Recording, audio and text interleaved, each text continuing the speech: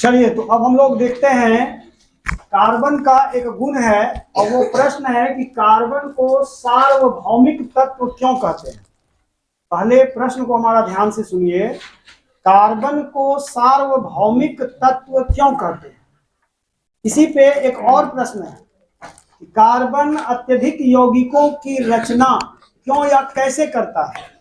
फिर एक और प्रश्न है, कार्बन की विशेषताओं को लिखें या कार्बन की श्रृंखलन गुणों को लिखें।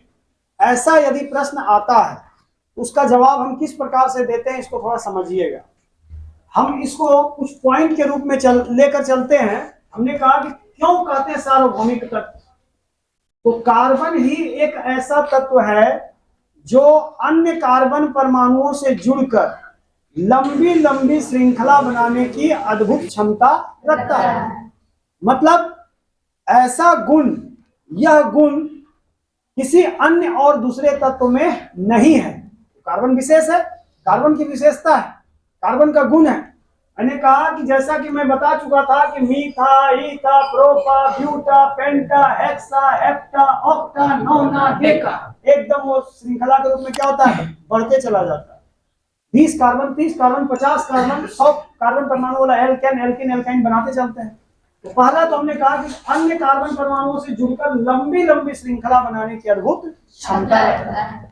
क्या कहा हमने कि और यह गुण किसी दूसरे तत्व में नहीं है। और ऐसा अगर कोई तत्व आपको मालूम है तो बता दीजिए कि हाइड्रोजन, हीलियम, लिथियम भी ऐसा कहीं लंबा लंबा मिलकर श्रृंखला बना रहा था क्या? नहीं बना रहा था। हमने दूसरा में इसमें लिखाया कि ये जो कार्बन की यौगिक बढ़ते क्यों है।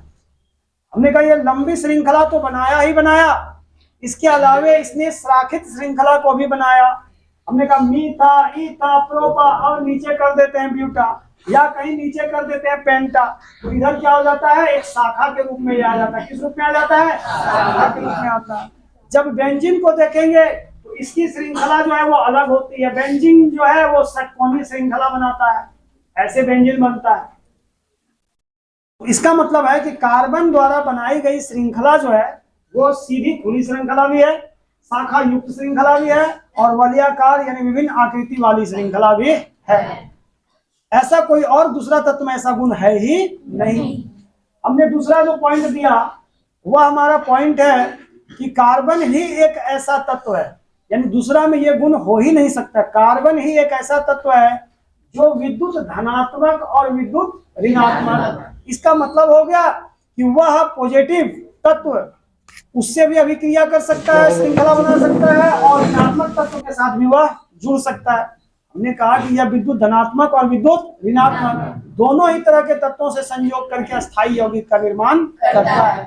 तीसरा हमने कहा कि कार्बन जो है वह सह संयोजक बंधन द्वारा इसको कहते हैं चतुस्संयोजकता। जैसे ये जो आप दे रहे हैं वो क्या है, संयोजकता कार्बन की कितनी है? 4। इसके कारण भी यौगिक की संख्या क्या होती है, बढ़ने लगती है।